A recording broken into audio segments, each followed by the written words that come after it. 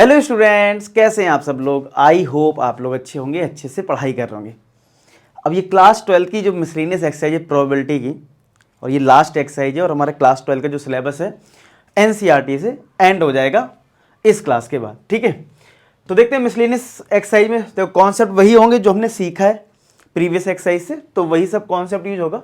जैसे first question है miscellaneous का, लिखा है A and B two events हैं, P A not equal to zero, P B slash A हमें बताना है।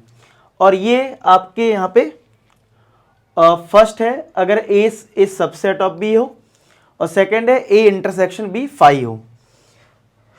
तो यहाँ पे अगर हम पहले B P B slash A का अगर फॉर्मूला लिखें, क्या होता है P B intersection A upon P A, यही तो होता है। और जिसमें ये बता दिया है कि पी ए जो है वो जीरो के इक्वल नहीं है। अब जो फर्स्ट पार्ट है इसमें बोला है ए इज सबसेट ऑफ बी, यानी ए के जितने भी एलिमेंट हैं वो बी में है, यही तो मतलब है। तो अगर हमें जरूरत है ए इंटरसेक्शन बी की, तो आप बताओ इस केस में ए इंटरसेक्शन बी कितना आएगा। अगर ए के सारे एलिमेंट बी में है, एग्जाम्पल समझ लेते हैं। अगर यहाँ पे मान लो 1 2 है तो ये 1 2 3 है, ठीक है, तो इसके सारे एलिमेंट इसमें हैं, यही तो मतलब हुआ। तो जब आप इंटरसेक्शन लोगे, इंटरसेक्शन का मतलब होता है कॉमन, तो ए और बी का कॉमन क्या आएगा, ए वाला आ जाएगा, यानी 1 2 आ जाएगा कि नहीं आ जाएगा, यानी ए आएगा। तो हमें ये समझ में आता है कि ए सबसेट ऑफ बी अगर दे रखा है क्वेश्चन में, ए सबसेट ऑफ बी अगर है, तो इसका मतलब है ए इंटरसेक्शन बी की वैल्यू जो है वो ए के इक्वल होगी। ठीक है, तो इसका मतलब जो ये हमें फाइंड आउट करना था पी बी स्लैश ए, तो अगर ए इंटरसेक्शन बी किसके इक्वल है, ए के, अच्छा बी इंटरसेक्शन ए और ए इंटरसेक्शन बी एक ही होता है, तो ये पी ए हो जाएगा, अपॉन में पी ए है, तो फर्स्ट पार्ट का आंसर 1 आ जाएगा। सेकंड पार्ट में बोला है कि A intersection B null set है। नल सेट का मतलब है इसमें कोई भी एलिमेंट नहीं है, यानी कि number of element in A intersection B कितना है, 0। तो अगर नंबर ऑफ एलिमेंट ही 0 है तो इसकी प्रोबेबिलिटी क्या होगी ए इंटरसेक्शन बी की, वो 0 हो जाएगी। तो अगर आपको पी बी स्लैश से इस केस में निकालना है, तो ये आपका 0 हो गया और नीचे पी ए है, तो आंसर क्या आ जाएगा 0। तो इसका ऑप्शन मतलब अगर आप मिसलेनियस एक्सरसाइज चेक करेंगे तो फर्स्ट क्वेश्चन का आंसर है 1 और सेकंड पार्ट का है 0। क्लियर हो गया, नोट कर लो इसको। सेकंड करते हैं। अब तो इसमें क्या लिखा है, अ कपल हैज 2 चिल्ड्रन। ठीक है, एक कपल के पास 2 चिल्ड्रन है। Probability that both children are male if it is known that at least one of children is male. अब तो ऐसे क्वेश्चन आपको पता है कि ये कंडीशनल प्रोबेबिलिटी का है, it is known that, it is given that, मैंने बताया था कंडीशनल प्रोबेबिलिटी क्वेश्चन है। तो अगर कपल के पास 2 चिल्ड्रन है तो सैंपल स्पेस क्या होगा, बी बी दोनों बॉय होंगे, बॉय गर्ल, गर्ल बॉय और गर्ल गर्ल, यही तो होगा, यही हमारा होगा सैंपल स्पेस। सैंपल स्पेस क्या हो जाएगा, बी बी बी जी जी बी जी जी। ठीक है, तो ये हमारा सैंपल स्पेस हो गया। और इसमें एक चीज़ और याद रखनी है, जो पहले लिखा है वो दुनिया में पहले आया, और जो दुनिया में पहले आता है उसकी एज ज़्यादा होती है। जैसे मैंने पहले ही बताया, आप और मैं अगर कंपेयर करूं तो मैं दुनिया में पहले आया हूं आपसे, ठीक है, तो मैं आपसे बड़ा हूं। तो ये जो पोजीशन है, देखो अब ऐसे तो कोई ये समझ लेगा बॉय गर्ल और गर्ल बॉय में क्या अंतर है, एक लड़का एक लड़की। अंतर ये है, यहाँ बॉय पहले, इसका मतलब बॉय बड़ा है और गर्ल छोटी है, मतलब बाद में आई है। यहाँ गर्ल बड़ी है और बॉय छोटा है, ये अंतर है। अब पढ़ते हैं क्वेश्चन फर्स्ट पार्ट में। हमें प्रोबेबिलिटी निकालनी, बोथ चिल्ड्रन आर मेल, यानी कि बॉय होने चाहिए। ठीक है, मेल मतलब हो गया बॉय। ठीक है, तो इसका मतलब है हमें प्रोबेबिलिटी ई जो है वो हमें निकालनी है दोनों मेल के लिए, यानी कि बॉय बॉय के लिए। ठीक है, और जो एफ है यानी जो गिवन है वो क्या है, at least one of children is male, कम से कम एक मेल जरूर होना चाहिए। ठीक है, तो कम से कम एक, 2 भी हो सकते हैं, तो 1 2 3 केस बन जाएंगे इसमें। तो इसका हो जाएगा बी बी बी जी और जी बी। तो अगर मुझे P E slash F find out करना है, क्या फाइंड करना है हमें, गिवन दैट वाले क्वेश्चन में ऐसे ही करना होता है, ई स्लैश एफ, यानी आपको चाहिए होगा number of element in E intersection F upon N F. समझ रहे हो, तो भाई इंटरसेक्शन निकाल लो। इंटरसेक्शन में क्या आएगा, बी बी आ जाएगा, तो एक एलिमेंट आ गया, और एफ में कितने एलिमेंट हैं, एफ 1 2 3, तो 3 आ जाएगा, तो 1/3 3 हो गया।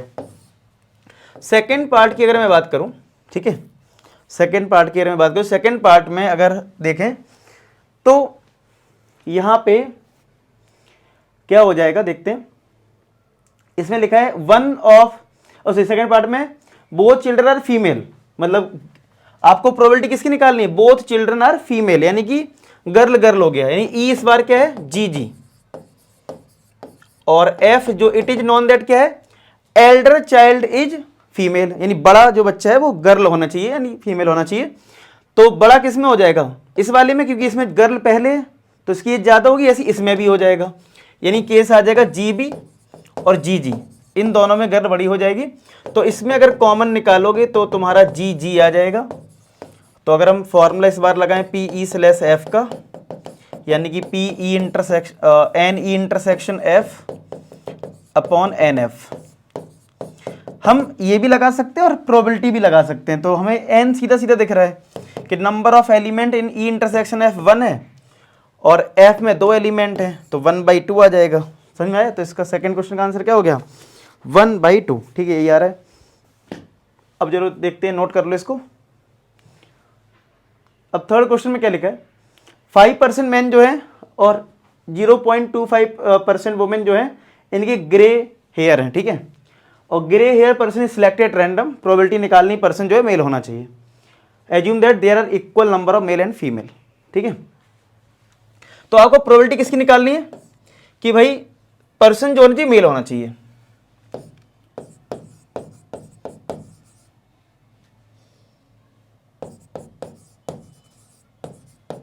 तो आप बताओ कोई भी प्रोबेबिलिटी क्या होती है, favourable outcome upon total outcome. तो भाई फेवरेबल क्या है, अगर आपको मेल की प्रोबेबिलिटी पता करनी है तो कितने हैं, 5% मैन है तो 5 ऊपर आ जाएगा, अपॉन में टोटल, यानी 5 प्लस 0.25, ये टोटल हो जाएगा, इसमें मैन और वुमेन दोनों आ गए। भाई कोई भी फेवरेबल अगर आपको आउट मतलब कोई प्रोबेबिलिटी निकालनी तो क्या होता है, फेवरेबल अपॉन टोटल, समझ रहे हो। तो बस हमने 5% है, ज़्यादा है तो आप 5% को अगर 100 से डिवाइड कर लो, जिससे पता चल जाए कि कितने इसमें एक्चुअल है। इसमें भी 5/100 कर लो, ठीक है, इसमें भी 1/100 कर लो, तो अल्टीमेट 100 सबका कट जाएगा, तो 5/5 प्लस 0.25 आएगा, तो 5/5.25। अब इसको सॉल्व कर लो, मतलब सीधा सा कॉन्सेप्ट है, फेवरेबल मैन हो गए और टोटल में दोनों रहेंगे तो दोनों को ऐड कर दिया, ठीक है। अब यहाँ पे पॉइंट हटाओ, 00 लगाओ, 5 से कैंसिल करोगे तो 100, ये आएगा 105, नहीं 105, फिर हम 5 से कैंसिल करेंगे तो 20 और ये 21, तो 20/21 आ जाएगा। यही आ रहा थर्ड क्वेश्चन का आंसर, 20/21, ठीक है। अब ये जो एनसीईआरटी में जो ये फोर्थ क्वेश्चन दे रखा है ना, ये गलती से दे दिया है, ठीक है, क्योंकि इस जब आपकी पुरानी एनसीईआरटी थी, ओल्ड एनसीईआरटी, तो उसमें 13.5 एक्सरसाइज थी, वो होती थी बेस्ड बायनोमियल डिस्ट्रीब्यूशन, मतलब इससे पहले होता था आपका बर्नौलीज ट्रायल्स, ठीक है। अब यहाँ पे जो है ट्रायल्स बेस्ड क्वेश्चन जो है वो तो है ही नहीं, समझ रहे हो। आपकी एक्सरसाइज जो एनसीईआरटी न्यू है उसमें 13.3 तक है, तो ट्रायल बेसिस पे कोई एक्सरसाइज है नहीं। अगर आप पढ़ोगे कभी ट्रायल्स बेसिस पे एक्सरसाइज तो वो आपकी अलग है, 13.5 थी अगर आपके ओल्ड एनसीईआरटी है तो। अब ये एक लौता क्वेश्चन दे दिया है, ठीक है, उसी पे बेस्ड है। अब बात ये कि सर कैसे करें, सर हम ये डिसाइड कैसे करते हैं कि ये ट्रायल बेस्ड क्वेश्चन है, कैसे पता लगाते हैं, जब आपको कोई चीज 2-3 से ज्यादा दे दी है। जैसे मैं बोलूं कॉइन को 100 बार टॉस कर दिया, अब कहोगे अरे 100 बार टॉस कर दिया, हम तो यार एक बार टॉस करते हैं, 2 बार 3 बार 4 बार मैक्सिमम, 100 बार कैसे निकालेंगे। तो ऐसे क्वेश्चन जो होते हैं, ऐसी डाइस को 10 बार फेंक दिया, तो भाई डाइस को 10 बार फेंकोगे तो आउटकम कितने आ जाएंगे। तो ऐसे क्वेश्चन हम ट्रायल बेसिस से करते थे, लेकिन अब वो एक्सरसाइज डिलीटेड है और ये एक लौता क्वेश्चन दे दिया उसी पे। देखो ये पता भी चल रहा है कैसे, 90% पीपल है जो राइट हैंडेड है, ठीक है। What is the probability that at most 6 random sample of 10 people are right handed, मतलब अगर 10 लोग हैं जिसमें ज़्यादा से ज़्यादा 6 आपके राइट हैंडेड हो सकते हैं और इनकी जो पॉसिबिलिटी वो 90% है राइट हैंडेड की। तो अब ये क्वेश्चन उसी पे बेस्ड है। तो एक काम करता हूँ, मैं आपको समझाने की कोशिश करता हूँ बिना फॉर्मूले के, ठीक है। अगर आपको समझ में आ जाए, ठीक है, अगर आपने वो लॉजिक समझ रखा होगा मतलब एक्स्ट्रा कॉन्सेप्ट में, तो ठीक है, नहीं तो आप इस क्वेश्चन को फिलहाल स्किप कर सकते हैं। मतलब जब अगर आपने ये चीज़ नहीं सीखी है, और मैं लेकिन पूरी कोशिश करूंगा, अगर आप समझना चाहो तो समझ सकते हो, ठीक है। लेकिन सीबीएसई बोर्ड की बात करूं तो उसमें ये डिलीटेड है ये क्वेश्चन, ठीक है। गलती से एनसीईआरटी होता ना, मिस हो जाती चीज़ें, तो वो दे दिया इधर। तो फिर भी मैं समझाने की कोशिश करता हूँ। हमारे एक ट्रायल का फॉर्मूला होता है, ट्रायल का फॉर्मूला होता है Px इक्वल टू आर का, ठीक है। या इससे एक और सिंपल तरीके से समझाता हूँ, इस फॉर्मूले से आप और कंफ्यूज हो जाओगे। देखो, आपको बताना है ज्यादा से ज्यादा 10 में से ज्यादा 6 लोग राइट हैंडेड हो सकते हैं, यही तो मतलब है। तो ज्यादा का क्या मतलब होता है, एटमोस्ट 6 है, यानी 0 वाला भी आंसर होगा, 1 वाला भी आंसर होगा। इनकी प्रोबेबिलिटी जो है, जब 0 ये वाला भी केस हो जाएगा, 1 वाला भी केस हो जाएगा। x मतलब मैंने मान लिया जो पूछ रहा है, फाइंड द प्रोबेबिलिटी ऑफ 6, जैसे पूछा ना, at most 6 at random sample of 10 people are right handed. तो x यहाँ पे भी राइट हैंडेड को शो कर रहा है, तो x इक्वल टू 0 मतलब यहाँ पे एक भी राइट हैंडेड नहीं है। x इक्वल टू 1 मतलब एक राइट हैंडेड है, और x इक्वल टू 2 का मतलब हो गया 2 राइट हैंडेड हैं, x इक्वल टू 3 का मतलब है 3 राइट हैंडेड है। ऐसी आपको मैक्सिमम कहाँ तक ले सकते हो, x equal to 4, px equal to 5, maximum 6 तक लेना है। px equal to 6 plus px equal to x equal to 5 फिर x इक्वल टू 6, ठीक है, यही मतलब हुआ। इतने केस बनेंगे। मैं फिर से रिपीट कर रहा हूँ, मेरा जो x है वो रिप्रेजेंट कर रहा है राइट हैंडेड लोगों के लिए, ठीक है, राइट हैंडेड पीपल के लिए, ठीक है। तो राइट हैंडेड पीपल के लिए x रिप्रेजेंट कर रहा है, और x इक्वल टू 0 का मतलब हो गया एक भी राइट हैंडेड नहीं है। 1 है, 2 है, 3 है, 4 है, 5 है, 6 है, मैक्सिमम 6 है, टोटल 10 है। तो इसमें ज्यादा केसेस बन रहे हैं, 1 2 3 4 5 6 7 केस बन रहे हैं। तो 7 की कैलकुलेशन ज्यादा होगी, या मैं थोड़ा उल्टा कर दूं, टोटल प्रोबेबिलिटी 1 होती है, और 1 में से अगर मैं माइनस कर दूं किसको, px इक्वल टू 7, मतलब मैं आपसे ऐसे बोलूं, अगर इधर नंबरिंग स्टार्ट है 0 1 2 3 4 5 6 7 8 9 10, आप अभी जो निकाल रहे हो वो यहां से लेके यहां तक निकाल रहे हो, ये कम डेटा है क्योंकि मैक्सिमम 10 राइट हैंडेड है ना, तो ये 10 मैक्सिमम है, यहां 4 केस हैं। तो टोटल प्रोबेबिलिटी 1 होती है, 1 में से अगर ये वाला पार्ट माइनस कर दें तो ये वाला पार्ट कम बचेगा। तो क्या बचेगा, 1 minus P X equal to 7, P X equal to 8 plus P X equal to 9 plus P X equal to 10। आई बात समझ में? तो यहाँ 4 ही केस सॉल्व करने पड़ेंगे। तो ये मैं कह रहा हूँ बार बार, अगर आपको लग रहा है कि ये क्वेश्चन समझ में नहीं आ रहा है तो आप स्किप कर सकते हैं, ठीक है, ये नहीं आएगा पेपर में, बोर्ड एग्जाम में। लेकिन अगर आपको लगता है कि थोड़ा सीखना है, कुछ एक्स्ट्रा CUT ये सब देना है, तो आप देख सकते हो, जिसका कॉन्सेप्ट आप अलग से कवर कर लेना बाद में। तो ये आपको समझ में आ रहा होगा इतना, ठीक है। मैं फिर से एक्सप्लेन कर दे रहा हूँ, बिना किसी फॉर्मूले से नहीं बता रहा हूँ, मैं एक नॉर्मल तरीके से बता रहा हूँ कि अगर आपसे बोला गया है कि 10 लोग हैं टोटल राइट हैंडेड, 6 की मैक्सिमम मतलब ज़्यादा 6 ले सकते हो, तो ज़्यादा 6 का मतलब क्या होता है, एक भी मत लो, एक ले लो, 2 3 4 5 6, तो ये 0 से 6 तक केस हमने लिए हैं, तो इनमें ज़्यादा केसेस हैं, 7 केस बन रहे हैं। तो टोटल प्रोबेबिलिटी 1 होती है, 1 में से अगर मैं ये वाला पार्ट माइनस कर दूं, ठीक है सर, ये वाला पार्ट माइनस कर दूं तो मुझे यही वाला तो मिलेगा, तो मैंने उल्टा कर दिया, 1 माइनस दिस लिख दिया, ये 4 ही केस बन रहे हैं यहाँ पे।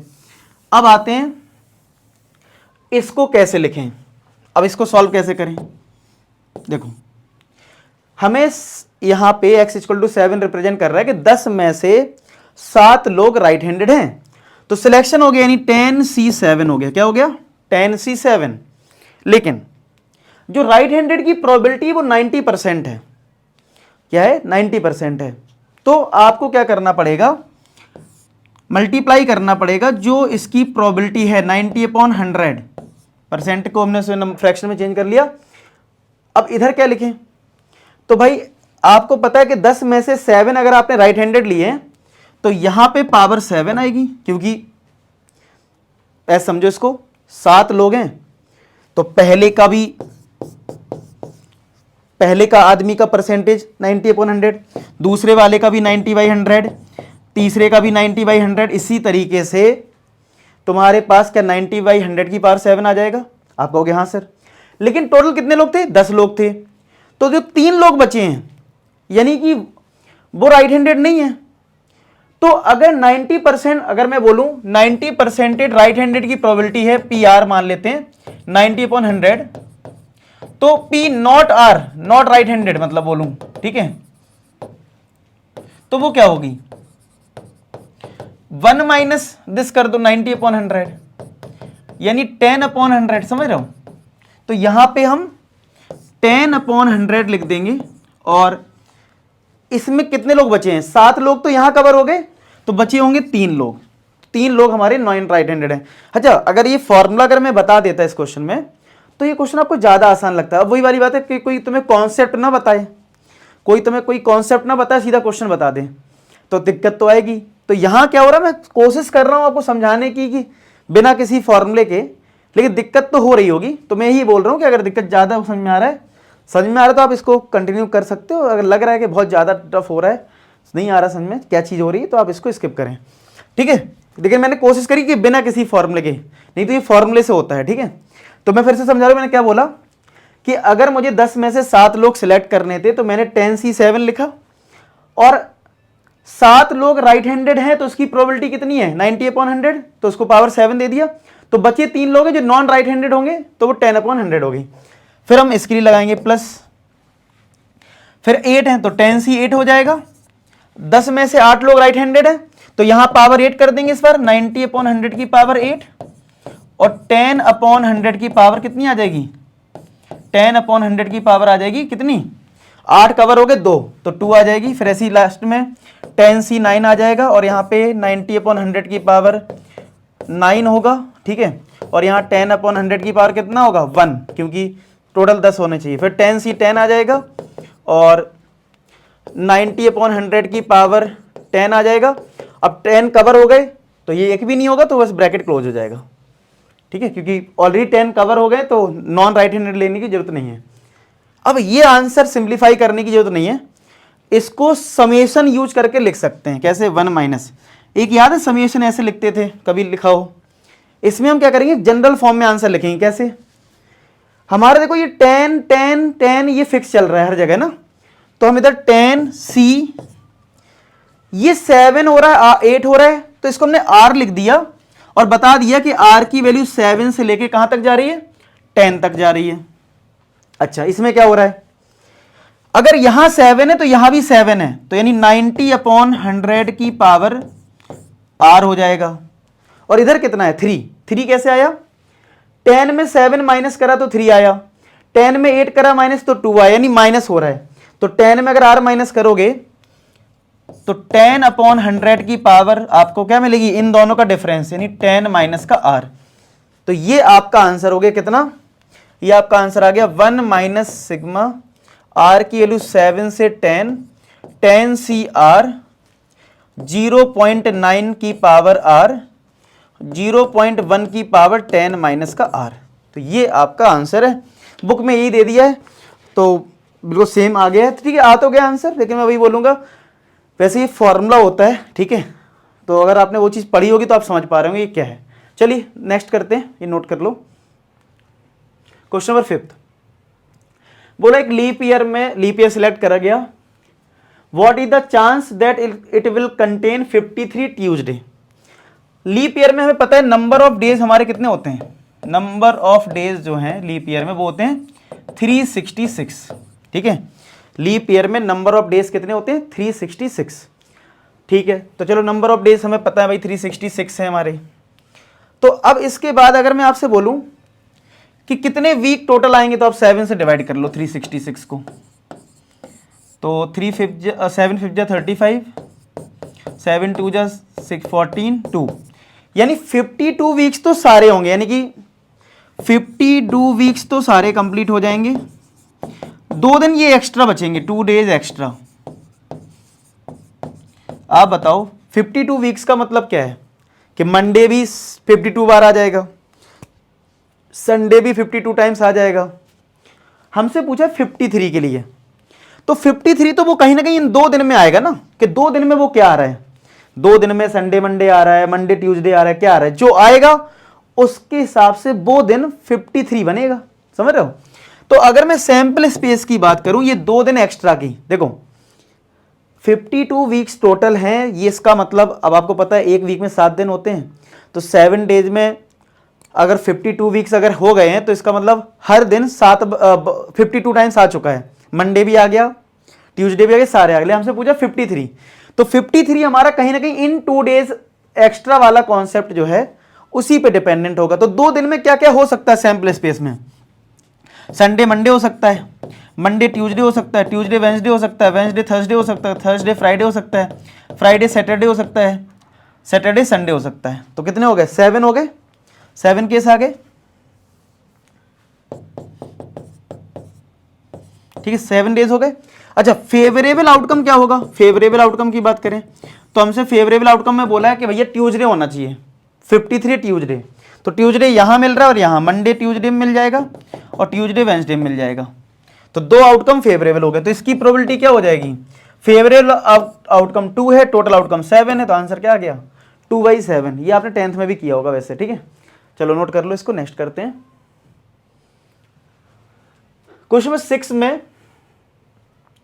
एक बॉक्स है, सपोज वी हैव 4 बॉक्स, मतलब 4 बॉक्स हैं। एक बॉक्स ए है, एक बॉक्स बी है, एक बॉक्स सी है और एक बॉक्स हमारा डी है। ऐसे A B C D 4 box हैं। बॉक्स ए में हमारे पास एक रेड बॉल है, 6 वाइट बॉल है और 3 ब्लैक बॉल है। बॉक्स बी में हमारे पास 6 रेड बॉल हैं, 2 वाइट बॉल हैं, 2 ब्लैक बॉल हैं। सी बॉक्स में हमारे पास 8 रेड बॉल हैं, 1 वाइट बॉल है, 1 ब्लैक बॉल है।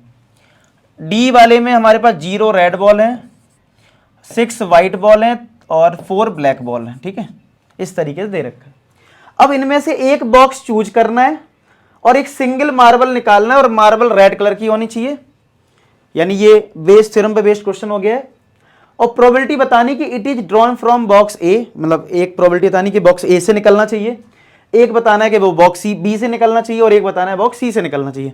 यानी ये 3 पार्ट में डिवाइड हो गया। चलिए ठीक है, अगर हमारे पास 4 बॉक्स हैं तो बॉक्स को चूज करने की प्रोबेबिलिटी क्या हो जाएगी? यानी इवन। अब यहां पे अगर मैं इवन बोल दूं कि हम सिलेक्शन ऑफ फर्स्ट बैग है, मतलब बैग ए, और अगर मैं E2 बोल दूं वो है बैग बी को सिलेक्ट करना, और E3 का मतलब मैं बोल दूं कि बैग सी, और E4 का मतलब बोल दूं मैं बैग डी। ये 4 हमारे पास जो बैग है ना, उनका सिलेक्शन जो है वो E1 हमारा है selection of bag A, E2 हमारा क्या है बैग बी, E3 ऐसी ले लिया। तो अगर आपसे कोई पूछे कि PE1 कितना होगा, E1 मतलब पहला बैग, तो 4 बैग है सबकी बराबर प्रोबेबिलिटी करोगे तो PE1 हो जाएगा 1/4, PE2 भी आपका हो जाएगा 1/4, PE3 भी हो जाएगा 1/4 और PE4 भी आपका हो जाएगा 1/4। समझ रहे हो, सारे 1/4 होंगे। अब अगर हमने पहला बैग यानी ए वाला बैग चूज करा और उससे हमें क्या निकालना, रेड बॉल निकालनी है, तो PA/E1, तो ए क्या रिप्रेजेंट कर रहा है, रेड बॉल। आपको मैंने खूब सिखाया है बेस्ड थ्योरम में कि जो कॉमन चीज होती है उसको हम कैपिटल ए ले लेते हैं। तो BA/E1 कितना हो जाएगा, एक रेड बॉल है तो 1 अपॉन टोटल कितनी है 10, तो 1/10। PA/E2 कितना होगा, रेड बॉल कितनी है 6 और यहाँ पे भी टोटल 10 है, 6/10। PA/E3 8 रेड बॉल है, नीचे 10 ही रहेगा टोटल क्योंकि टोटल 10 बॉल है। और PA/E4 रेड बॉल 0 है, टोटल यहाँ पे भी 10 है, तो यानी ये तो 0 ही रहेगा। अब आपको क्या पहले पार्ट में बोलना है कि बॉक्स ए से बॉल निकलनी चाहिए। बॉक्स ए कौन सा है, E1 वाला। तो यानी पहले पार्ट में पूछा है आपसे कि E1/A बताओ। अगर बेस थ्योरम आपने कर रखी तो ऐसे ही करते हैं।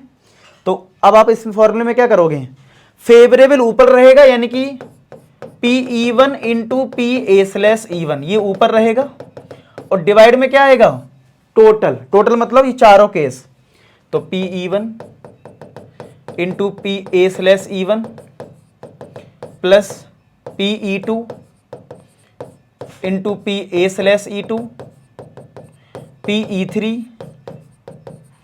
PA/E3 plus PE4 into PA/E4, यही तो आएगा। चलो अब देखो फेवरेबल क्या होगा, फेवरेबल में PE1 ये वाला केस यानी कि 1/4 इंटू 1/10 अपॉन टोटल ये सब है, यानी कि पहले इन दोनों का मल्टीप्लाई यानी 1/4 इंटू 10 प्लस फिर इन दोनों का मल्टीप्लाई PE2, समझ रहे हो, 1/4 into 6/10 sorry 1/4 into 1/10 not 10, 1/4 into 1/10, तो 1/4 into 1/10 1/4 into 1/10 plus 1/4 into 8/10 plus 1/4 into 0/10 बोलूं या 0 बोलूं, एक ही बात है वो। देखो सबके नीचे 4 है तो 4 हम सबका उड़ा सकते हैं कॉमन लेके, और 10 भी सबके नीचे, सबका 10 भी उड़ा दो, कैलकुलेशन आसान हो गई। तो बचा क्या 1 इंटू 1 1, नीचे कितना बचा ये 1, यहाँ पे बचा 6, मैं कहूँगा खुद से करो कैलकुलेशन, 8 और ये 0, तो ये 1/15 आ गया। तो ये हमारा कौन सा आ गया, बॉक्स ए के लिए। किसके लिए आ गया, बॉक्स ए के लिए।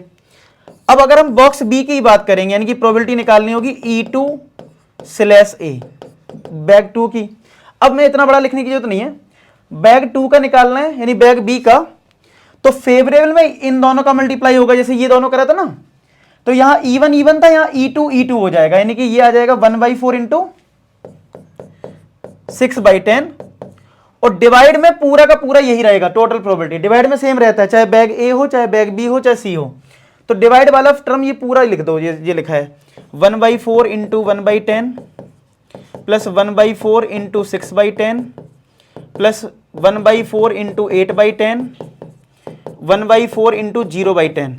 तो यहां पे भी 4 10 सबके हट जाएंगे, सारे सब सेम है, 40 एलसीएम ले लो कॉमन कट जाएगा, तो ऊपर बचा 6 और नीचे तो वही 168 आएगा, तो ये 168 15 ही होगा, यहाँ 3 से कटेगा, 3 2 जा 6 3 5 जा 15, 2/5 आ रहा है। चेक कर लेते हैं ये सही है, कौन सा क्वेश्चन, हाँ 2/5 आ रहा है। अब ऐसी किस बैग का निकालना है, सी के लिए निकालना है, तो E3C कर दो, E3C तो क्या होगा।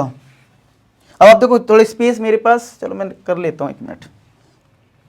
अब आप खुद से भी कर सकते हो वीडियो को पॉज करके, कुछ अब बचा नहीं है, ठीक है, थोड़ी कैलकुलेशन खुद से भी किया करो तुम लोग। तो अगर हम E3C की बात करें तो क्या करोगे इस बार हमारा जो फेवरेबल होगा,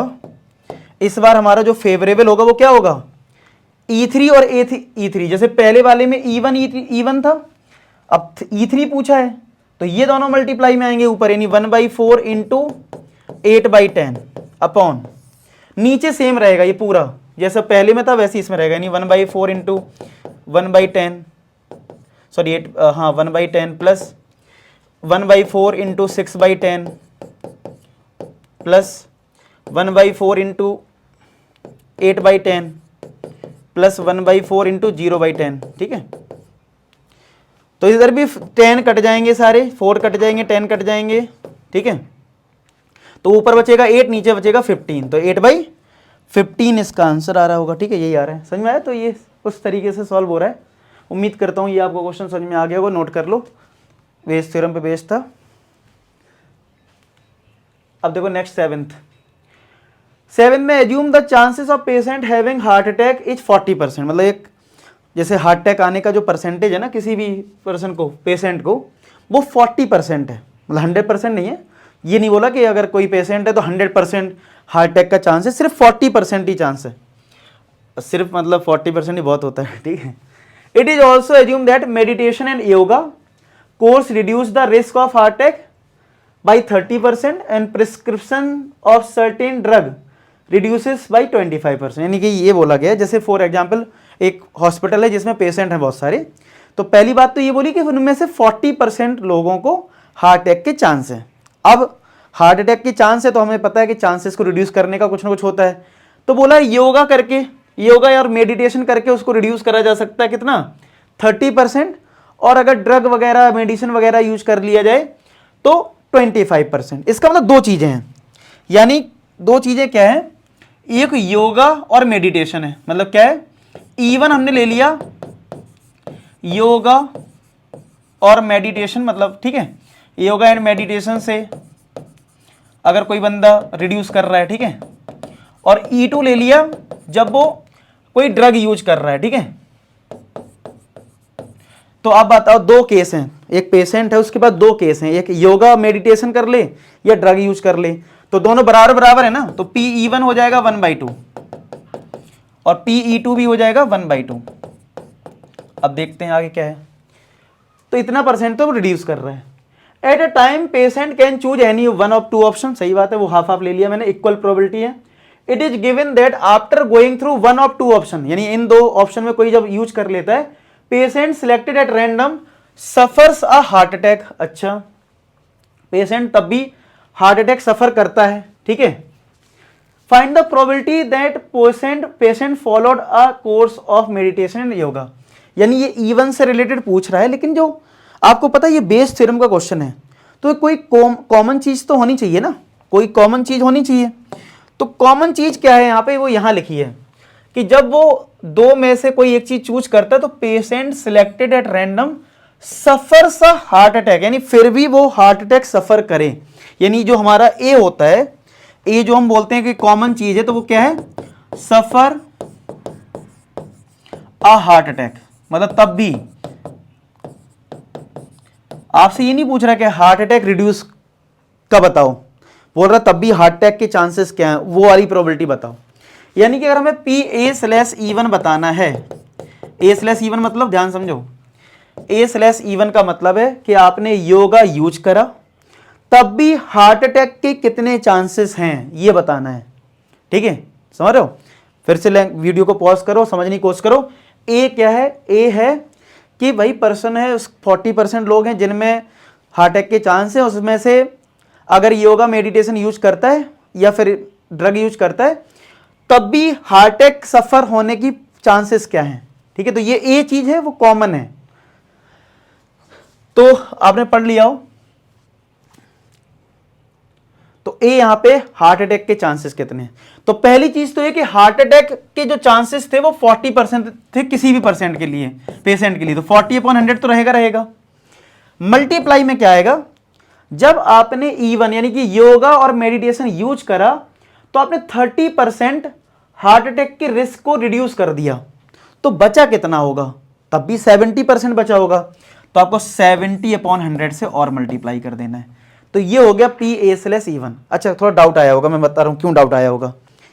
फॉर एग्जाम्पल, ये तो आपको समझ में आ गया होगा 70/100 क्यों है।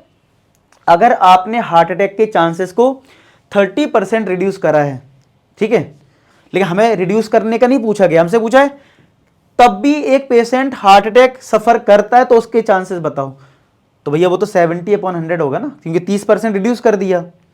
लेकिन अगर मैं ये लिखूंगा 70/100 तो ये सारे पेशेंट के लिए हो गया ना, कि अगर मुझसे कोई रिपोर्ट मांगे डॉक्टर, मतलब मैं डॉक्टर हूं, मैं कहूं अच्छा ठीक है पेशेंट जो सफर कर रहा है वो 70/100 है, तो इसका मतलब हो जाएगा कि हॉस्पिटल में जितने लोग हैं उनके लिए, जबकि शुरुआत में एक बात बताई थी कि हार्ट अटैक के चांसेस सिर्फ 40% लोगों के हैं, तो हम उसी डेटा में तो बात करेंगे भैया जिनको हार्ट अटैक है ही नहीं उनको क्या मतलब इससे, जिनको भाई हमसे डॉक्टर वाले, जैसे मान लो फॉर एग्जांपल एक हॉस्पिटल में कुछ लोगों को हार्ट अटैक के चांस है, कुछ को नहीं है, तो जिनको चांसेस हैं हम उनकी बात करेंगे ना, तो 40% लोग, इसलिए 40/100 हमें पहले लेना है, परसेंट को फ्रैक्शन में चेंज कर दिया।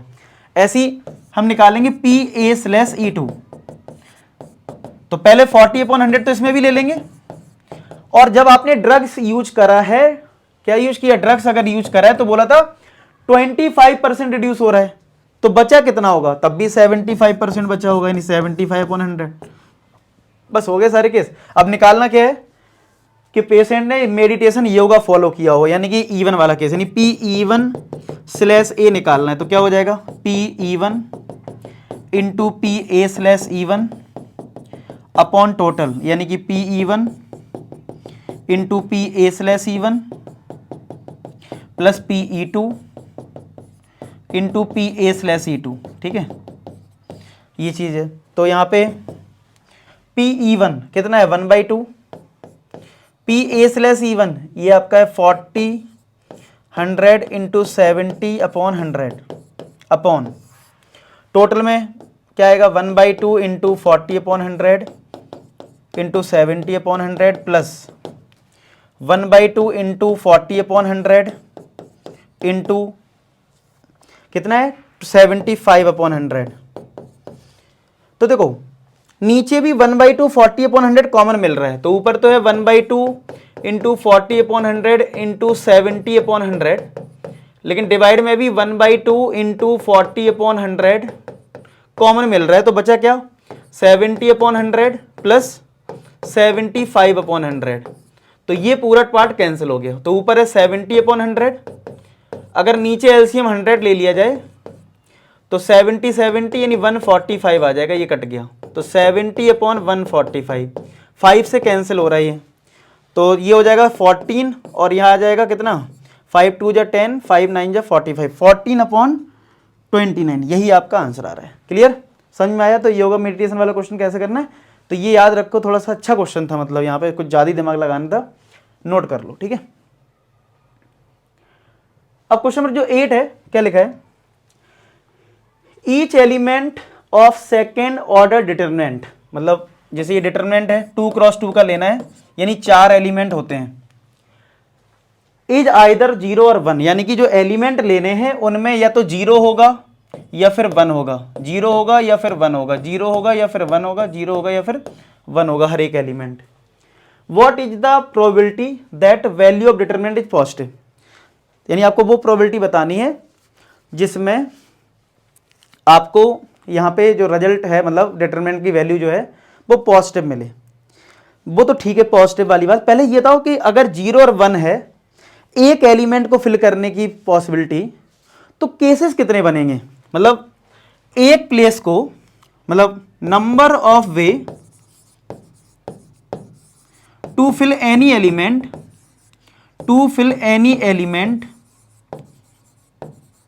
इज 2, ठीक है। हमारे पास क्या है, number of way to fill any element, यानी 4 एलिमेंट है, किसी भी एलिमेंट को फिल करने के नंबर ऑफ वे कितने हैं, वो 2 हैं। तो अगर मैं टोटल केसेस की बात करूं वो कितने हो जाएंगे, देखो पहले वाले एलिमेंट को भी फिल करने के नंबर ऑफ वे 2, दूसरे को भी फिल करने के नंबर ऑफ वे 2, तीसरे के भी 2, चौथे के भी 2, तो कितना आ जाएगा 16, यानी ऐसे टोटल 16 डिटरमिनेंट बन जाएंगे अगर हम ये एलिमेंट लेते हैं। तो ये तो टोटल है 16। अच्छा फेवरेबल कौन से होंगे, फेवरेबल आउटकम कितने होंगे, देखना हमें ऐसे डिटरमिनेंट चूज करने हैं जिससे डिटरमिनेंट की वैल्यू पॉजिटिव आए। तो देखो मैंने अगर इधर 1 1 ले लिया, यहां 0 0, क्या डिटरमिनेंट पॉजिटिव आएगा, बताओ आएगा, 1 आएगा ना इसका डिटरमिनेंट, और क्या हो सकता है 1 1 1 0, 1 आएगा, ये 0 अभी भी पॉजिटिव है, और बताओ 1 1 0 1 अभी भी पॉजिटिव आएगा। अब मैंने इन डायगोनल को फिक्स करके 1 1 फिक्स रख के इनको 0 लिया, एक बार 1 0 लिया और इंटरचेंज करा, लेकिन जैसे तुम अगर इस डायगोनल को 0 कर दोगे और फिर इधर 1 भी लोगे ना, तो इसका डिटरमिनेंट कितना आएगा, नेगेटिव, क्योंकि 0 और ये माइनस का 1, और अगर यहां 0 लोगे तो सब कुछ 0 आ जाएगा, पॉजिटिव नहीं आएगा। तो हमें सिर्फ 3 ही केस मिलेंगे, आप करके देख लेना, वीडियो पॉज करो, केसेस बनाने की कोशिश करो, सिर्फ हमें फेवरेबल आउटकम जो है वो 3 ही मिलेंगे, ये वाले। तो हमारी इसकी जो प्रोबेबिलिटी हो जाएगी फेवरेबल अपॉन टोटल, यानी 3/16। तो इसका आंसर क्या हो गया 3/16। तो नोट कर लें इस क्वेश्चन को। अब देखो यहां पे क्या है, an electronic assembly consist of 2 subsystem से A and B from previous testing procedures following probability are assume that this. अच्छा कभी कभी ऐसे लिख देते हैं पी ए और कभी लिखते हैं पी ए एलोन, और इसमें क्या अंतर है, जैसे अगर मैं वेन डायग्राम से बात करूं, अगर आपसे कोई बोल रहा है पी ए, तो पी ए का मतलब ये पूरा है, यानी उसमें बी वाला पार्ट भी आ गया है, ठीक है। और ए एलोन का मतलब क्या हो जाता है, ए एलोन का मतलब हो जाता है सिर्फ ए वाला पार्ट, यानी ये पार्ट होता है। तो इस चीज पे बेस्ड है क्वेश्चन कहीं ना कहीं, ठीक है। तो आप पहले डिफरेंस समझ लो। और कोई बोल रहा है पी ए, तो ए का मतलब होता है ये कॉमन वाला पार्ट भी है और ये एलोन वाला पार्ट भी, ये एलोन होता है, ठीक है। ओनली ए बोल दूं इस तरीके से, एक ही बात है। केवल एक चाहिए, मतलब ए चाहिए, ठीक है, अलोन ए, ओनली ए, ठीक है, एक ही बात है। तो अगर यहां पे आपको दे रखा है probability of A fail, probability of A fails आपको दे रखा है 0.2, इसका मीनिंग क्या है? तो ए के अंदर अगर मैं आपको वेन डायग्राम्स थोड़ा समझाऊं, ए फेल का मतलब है कि ये वाला पार्ट भी आ रहा होगा और ये वाला पार्ट भी आ रहा होगा, क्योंकि ए के अंदर पूरा लिखा ना, एलोन तो वर्ड यूज करा नहीं है। इसका अगर मतलब मैं थोड़ा एक्सपेंड करके लिखूं तो इसको ऐसे तो लिखूंगा P A fail alone plus P, ये कॉमन वाला पार्ट यानी P A intersection B fail, यही तो मतलब होगा 0.2। बात समझ में आ रही? या बोलूं ए एंड बी फेल बोलो, अरे थोड़ा लैंग्वेज में अगर थोड़ा वैसे लिख दूं तो ए एंड बी, भाई कॉमन वाले पार्ट को क्या बोलते हो? ए इंटरसेक्शन बी बोलते हो या बोलते हो ए एंड बी, ठीक है। तो ए एंड बी फेल, आप बताओ ये बात समझ में आ गई वेन डायग्राम से कि अगर ए फेल लिखा है तो इस वाले पार्ट का मतलब हो गया ए एलोन और इसका मतलब हो गया ए एंड बी फेल, ठीक है। तो इसका मतलब तो यही हुआ। अब क्वेश्चन में क्या पूछा है? क्वेश्चन में पूछा है पहले वाले पार्ट में, फर्स्ट पार्ट की अगर मैं बात करूं तो बोला है बताओ प्रोबेबिलिटी बताओ ए फेल स्लैश बी फेल, ये पूछा है। तो स्लैश का मतलब ये कंडीशनल प्रोबेबिलिटी है और कंडीशनल प्रोबेबिलिटी का फॉर्मूला क्या होता है? पी इन दोनों का कॉमन, यानी कि ए एंड बी फेल, भाई कॉमन तो यही होगा ना, और नीचे क्या आएगा? जो बी है, तो यानी पी बी फेल, ठीक है, बी फेल ऐसा होगा। चेक करो, अब यहां पे भी बी फेल का मतलब है, बी फेल अगर लिखा है तो बी का मतलब है, अगर बी फेल की मैं बात करूं तो बी फेल में बी अकेला वाला पार्ट भी आएगा और कॉमन वाला भी पार्ट आएगा ना, दोनों। और इधर हमें जो गिवन है वो दे रखा है probability of B fail alone, ठीक है। एक काम करते हैं, ए एंड बी फेल हमें दे रखा है क्वेश्चन में 0.15, इसमें एक काम करते हैं 0.15 रख लेते हैं पहले, तो हमें पहले ये मिल जाएगा रिजल्ट, ए फेल एलोन वाला रिजल्ट मिलेगा। यहां से यहां रख लेते हैं 0.15, तो ये 0.2, इसको माइनस कर दो तो 0.5 आ जाएगा ना, क्या 0.20 में 0.15 माइनस करेंगे 5, 0.05 आएगा। हाँ, इस चीज़ का थोड़ा ध्यान देना है, ये पता चले गड़बड़ हो जाए। तो probability of A fail alone तो हमने निकाल लिया, ठीक है, ये निकाल के रख लिया। हमें अब क्या चाहिए? Probability of A and B fail. तो ए एंड बी फेल तो भाई हमें दे रखा है क्वेश्चन में 0.15, ठीक है, upon probability of B fail. B fail कहीं दे रखा है? नहीं दे रखा है, बी एलोन दे रखा है। तो अगर मुझे प्रोबेबिलिटी ऑफ बी फेल निकालना है तो बी फेल में क्या क्या आएगा? देखो, बी फेल में बी अकेला वाला पार्ट आ जाएगा, बी एलोन वाला, यानी कि 0.15 प्लस, और ये कॉमन वाला पार्ट, समझ रहे हो, तभी तो वो बी को बनाएगा ना पूरा। तो कॉमन वाला पार्ट कितना है? कॉमन वाला पार्ट है 0.15, तो क्या ये 0.30 आ गया? तो यहां रख देंगे 0.30, तो पॉइंट से पॉइंट हट जाएगा, ये आ गया 1/2, तो इसका आंसर आ रहा होगा 1/2, डिवाइड करेंगे तो 0.5 आ जाएगा, ठीक है। अच्छा, अब हमें सेकेंड पार्ट में क्या पूछा है? Probability of A fail Elon,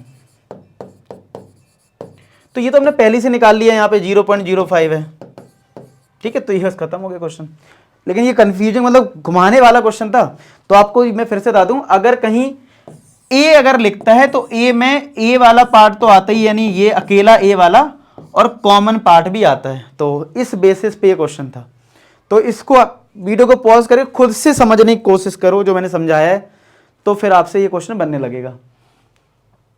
अब देखो क्वेश्चन नंबर 10।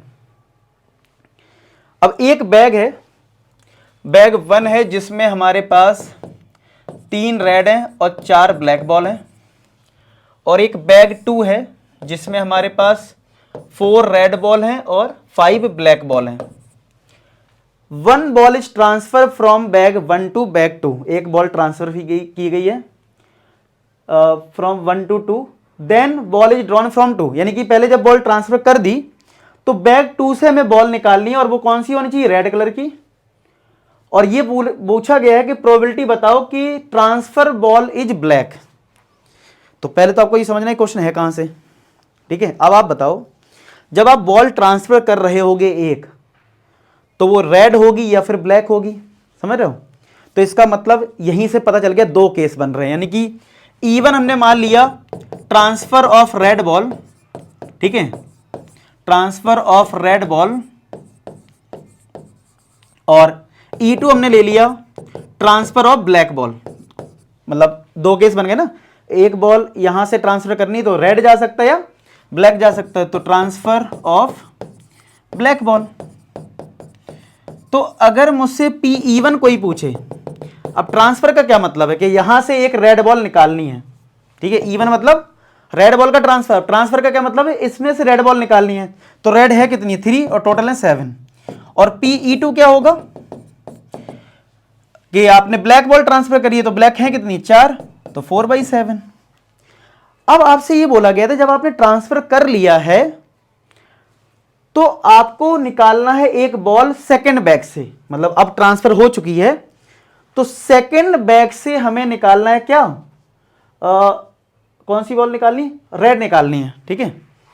तो आप बताओ, जब E1 वाले केस में जब आपने रेड बॉल का ट्रांसफर किया होगा सेकंड बैग में, तो अब सेकंड बैग में रेड बॉल कितनी हो गई होंगी, 5, और ब्लैक तो अभी भी 5 होंगी। और जब आपने E2 वाला केस लिया होगा, यानी कि आपने जब ब्लैक बॉल ट्रांसफर की होगी, तो अब हमारे बैग 2 में ब्लैक बॉल हो गई होंगी 6 और रेड अभी 4 ही रहेंगी। तो अब ये न्यू कंडीशन आ गई बैग 2 की दो सिचुएशन में।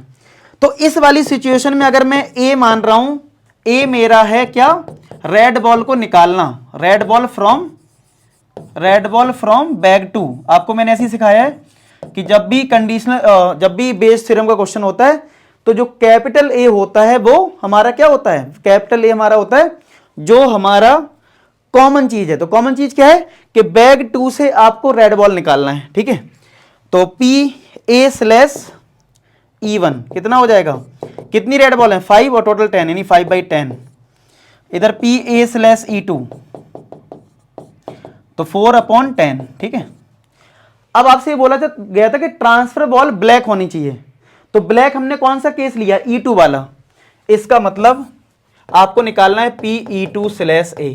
अब ये क्या होता है, यानी कि E2 वाला केस फेवरेबल है, यानी कि PE2 इंटू PA/E2 अपॉन में टोटल आएगा, यानी कि PE1 into PA/E1 plus PE2 into PA/E2। आई बस में ये आ जाएगा।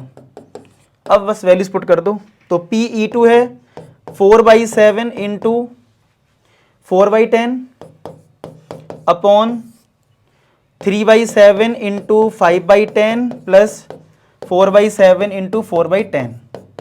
अब 7/70 आएगा, 70 सब में आएगा, तो आप एलसीएम लेके काट देना। तो क्या बचा, ऊपर 16 आया, 16 प्लस 15 31, तो 16/31 यही इसका आंसर है। चेक कर लो, ठीक है, नोट कर लो। अच्छे क्वेश्चन है, लेकिन हाँ नो डाउट आपको थोड़ा टफ लग रहा है क्योंकि आप पहली बार कर रहे हैं, तो थोड़ी प्रैक्टिस की जरूरत पड़ेगी आपको। नेक्स्ट है कि ए और बी दो इवेंट है, PA नॉट इक्वल टू 0 और PB/A आपका 1 है, कब होगा, आपको कंडीशन दे रखी है। ये क्वेश्चन ने पहले भी किया है। कैसे, अगर PB/A की बात करूं तो वो क्या होता है, PBA इंटरसेक्शन A/PA, ये 1 दे रखा है। आप बताओ ये 1 कब आएगा, जब A इंटरसेक्शन B की वैल्यू किसके बराबर आ जाए, PA की। तो ये कब पॉसिबल है, इन चारों केसेस में। ये PA तब बन सकता है, अगर मैं बात करूं, नीचे तो है ही PA, यानी कि आपको चाहिए कि A इंटरसेक्शन B क्या आ जाए, A आ जाए, मतलब A इंटरसेक्शन B क्या आ जाए, A आ जाए, तो कट के 1 आ जाएगा, सेटिस्फाई कर जाएगा। अब A इंटरसेक्शन B A तब हो सकता है कि जब A सबसेट ऑफ B हो, यानी A में सपोज करो 1 2 है और B में अगर 1 2 3 है, तो तभी तो इन दोनों का कॉमन जो है वो A के बराबर आएगा, क्योंकि A के सारे एलिमेंट B में है। अगर ए के सारे एलिमेंट बी में होंगे तभी तो इनका इंटरसेक्शन ए के बराबर आएगा, तभी आ सकता है। यानी ए सबसेट ऑफ बी, यानी इसका आंसर क्या हो गया, ए पार्ट हो गया। क्या हो गया, ए पार्ट। तो इसका आंसर हो गया ए पार्ट। ठीक है, अब देखो नेक्स्ट क्या है, इसमें लिखा है पी ए स्लैश बी जो है वो ग्रेटर देन है, मतलब ग्रेटर देन है पी ए से, और विच वन इज करेक्ट, कौन सा करेक्ट है। इन सब में पी बी स्लैश ए है, बी स्लैश ए है, बी स्लैश ए है। अच्छा चलो पहले अगर मैं ए स्लैश बी का फॉर्मूला लगाऊं तो वो क्या होता है, A intersection B upon P B, यही तो होता है फॉर्मूला। ये पी ए इधर है, यानी कि पी ए इंटरसेक्शन बी की जो वैल्यू है बड़ी होगी अगर पी बी को इधर भेज दिया P A into P B से, और यहां पे जो सेकंड पार्ट है उसमें लेस देन लगा है, तो इसका मतलब है सेकंड पार्ट की जो पॉसिबिलिटी है वो तो खत्म हो गई। ठीक है, इसका मतलब अब आपका जो ए सी डी ऑप्शन है उसमें है पी बी स्लैश ए, तो पी बी स्लैश ए क्या होता है, P B intersection A upon P A, या फिर बोलूं P A intersection B upon P A. इसका मतलब है आपको अगर पी बी स्लैश ए चाहिए तो वो पी बी स्लैश ए जो है वो कहीं ना कहीं इसके बराबर है। ठीक है, तो आप बताओ, हमारे पास ए इंटरसेक्शन बी भी है, इधर पी बी है, लेकिन चाहिए क्या है, पी ए। तो एक काम करो, पी ए को इधर कर दो, पी बी को इधर कर दो इस वाले केस में, तो P A intersection B upon P B को इधर कर देंगे, पी ए को इधर। अब आप बताओ ये क्या बन गया, ये बन गया पी बी स्लैश ए और ग्रेटर देन किससे, पी बी से। तो कौन सा ऑप्शन आ जाएगा, सी पार्ट आ गया क्या, सी पार्ट आ गया। ठीक है, आया समझ में। तो इस तरीके थोड़ा सा आप रिलेट करना पड़ेगा आपको। अब ये हमारा है लास्ट क्वेश्चन और इसी के साथ हमारी एनसीईआरटी कंप्लीट हो जाएगी। क्वेश्चन नंबर 13, तो क्या लिखा है भाई, P A plus P B minus P A and B का मतलब होता है ए इंटरसेक्शन बी। ठीक है, इक्वल टू पी ए, तो ये पी ए कट गया, तो P B is equal to A intersection B. आपको देखो सारे पार्ट जितने भी हैं ए स्लैश बी है, बी स्लैश ए है। ठीक है, तो अगर मैं पी ए स्लैश बी निकालूं तो क्या होता है formula, P A intersection B upon P B, यही होता है। तो ए इंटरसेक्शन बी के लिए क्या है, पी बी, तो P B upon P B कितना आ गया, 1 आ गया। तो कौन सा ऑप्शन हो जाएगा, बी। अच्छा मैंने बी स्लैश ए क्यों नहीं निकाला, क्योंकि बी स्लैश ए में नीचे ए होगा और ए में कोई कंडीशन नहीं थी, इसलिए मैंने सीधा ए स्लैश बी ले लिया था। तो इसके अकॉर्डिंग मुझे आंसर मिल गया है बी पार्ट। ठीक है, तो फाइनली इसी के साथ हमने एनसीईआरटी कंप्लीट कर लिया। उम्मीद करता हूँ कि आपको पूरी एनसीईआरटी मेरे साथ अच्छी लगी हो, सब कुछ समझ में आया हो। तो मिलते हैं नेक्स्ट लेक्चर में, तब तक अपना ख्याल रखें, पढ़ाई करते रहें। लास्ट में एक ही बात बोलूँगा कि आप सभी सफल हो। धन्यवाद।